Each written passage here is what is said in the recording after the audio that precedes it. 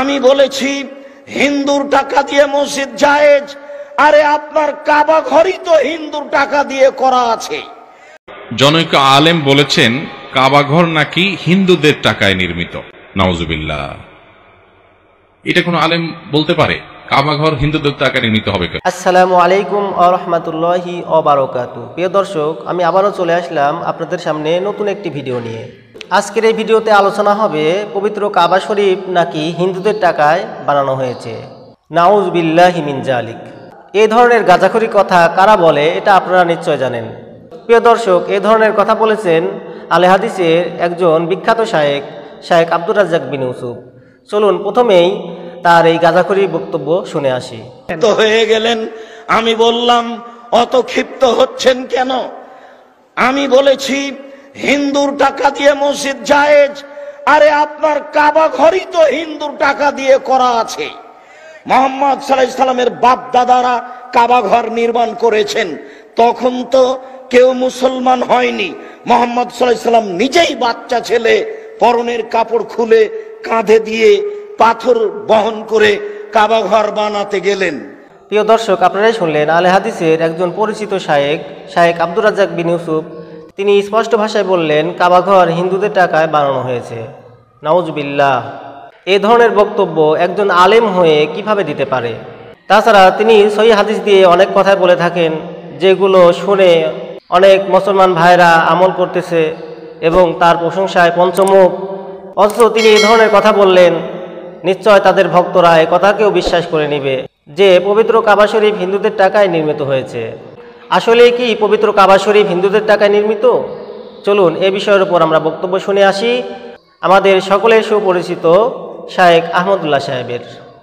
জনৈক আলেম বলেছেন কাবা ঘর নাকি হিন্দুদের টাকায় নির্মিত। নাউজুবিল্লাহ, এটা কোন আলেম বলতে পারে? কাবা ঘর হিন্দুদের টাকায় নির্মিত হবে কেন? হয়তো উনি নবী করিম সাল্লাল্লাহু আলাইহি সাল্লামের দাদা আব্দুল মুত্তালিবের নেতৃত্বে, কুরাইশের উদ্যোগে যে মসজিদ কাবা ঘরের পুনর্নির্মাণ হয়েছে ওইটার দিকে ইঙ্গিত করছেন কিনা। তো সেটা তো হিন্দু না, তারা মুশরিক ছিলেন এবং তাদের মধ্যে বিভিন্ন চিন্তার মানুষ ছিল। ওইটা গোত্র কেন্দ্রিক করেছে, কুরাইশ গোত্র করেছে। কুরাইশ গোত্রের মধ্যে তো নবী সাল্লাল্লাহু আলাইহি সাল্লাম নিজেও ছিলেন এবং ওইবার যে নির্মাণ হয়েছে ওই নির্মাণে তো নবী করিম সাল্লাল্লাহু আলাইহি সাল্লাম অংশগ্রহণ করেছেন। নাউজুবিল্লাহ, হিন্দুরা নির্মাণ করেছে এইভাবে বলা কিভাবে ঠিক হতে পারে? আমাদের নবী করিম সাল্লাল্লাহু আলাইহি সাল্লাম তিনি ওই নির্মাণে অংশগ্রহণ করেছেন। কিভাবে? কারণ কাবা যখন, এটা নির্মাণ ইতিহাসটা আমরা একেবারে সংক্ষেপে একদিক কথা বলি, ইতিহাস তো বলার সুযোগ নেই। ইব্রাহিম আলাইহিস সালাম এই কাবা যখন নির্মাণ করেন আল্লাহর নির্দেশে, তার ছেলে ইসমাইল আলাইহিস সালামকে সাথে রেখে, দীর্ঘকাল পর এটা পুরান হয়ে গেছে। এটা বিভিন্ন সময় কি হয়েছে? পুনর্নির্মাণ হয়েছে। কারণ প্রায় ৪৫০০ বছর আগের একটা দেয়াল, সেখানে ইবাদত বন্দেগী হচ্ছে, মানুষ ঢুকতেছে বাইর হচ্ছে, অর্থাৎ ইউজ হচ্ছে। তো ৪৫০০ বছর ধরে তো টিকে না। তাছাড়া সেখানে ঝড়, জলোচ্ছ্বাস, বিভিন্ন রকমের আপনার দুর্যোগ ইত্যাদি হয়েছে। তো বিভিন্ন সময় ক্ষতি সাধন হয়েছে। এই জন্য এটা সংস্কার এবং পুনর্নির্মাণ হতে রয়েছে। তবে যেই ভিত্তির উপরে ইব্রাহিম আলাইহিস সালাম নির্মাণ করেছেন ওইটার উপরেই এখনো পর্যন্ত ওইটার উপরেই আছে। ওটার এদিক সেদিক এক চুল পরিমাণ হয় নাই।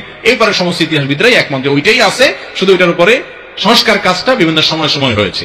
তো এরই অংশ হিসাবে নবী করিম সাল্লাল্লাহু আলাইহি সাল্লাম যখন মক্কাতে ছিলেন তখন তিনি তার আপনার সময় তার দাদা আব্দুল মুত্তালিব এবং কুরাইশ নেতৃবৃন্দ উদ্যোগ নিলেন যে কাবার ঘরের ওয়ালটা বেশ পুরাতন হয়ে গেছে, নানা রকমের আপনার দুর্ঘটনার মুখোমুখি হতে হয় এটা পুরান হয়ে যাওয়ার কারণে। তখন তারা চিন্তা করে এটা পুনর্নির্মাণ করবো। লম্বা ইতিহাস।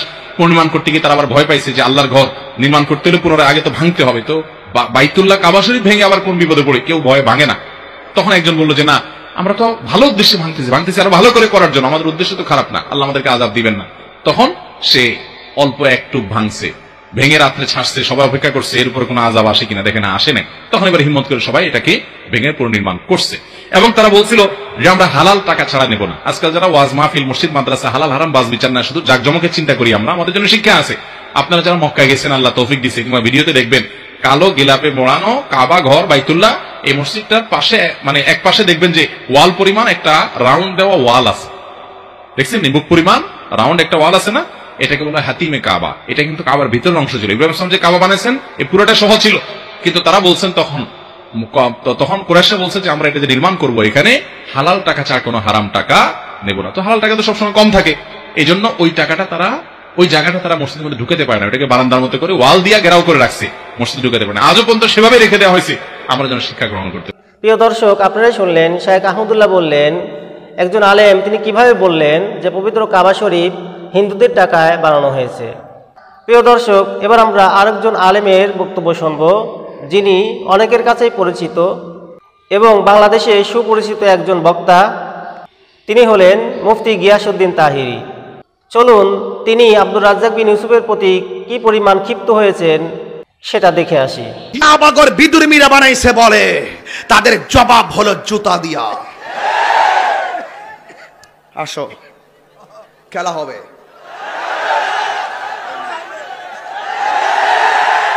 দুই হাত তুলে বলো ঠিক কি না বলো। প্রিয় দর্শক, আপনারা দেখলেন মুফতি গিয়াসউদ্দিন তাহিরি তিনি কতটা আলে হাদিসের শায়েখ আব্দুর রাজ্জাক বিন ইউসুফের প্রতি রাগান্বিত। তিনি এতটাই রাগান্বিত যে যারা বলবে পবিত্র কাবা শরীফ হিন্দুরা বানিয়েছে তাদেরকে জোতা দিয়ে প্রতিবাদ করতে হবে।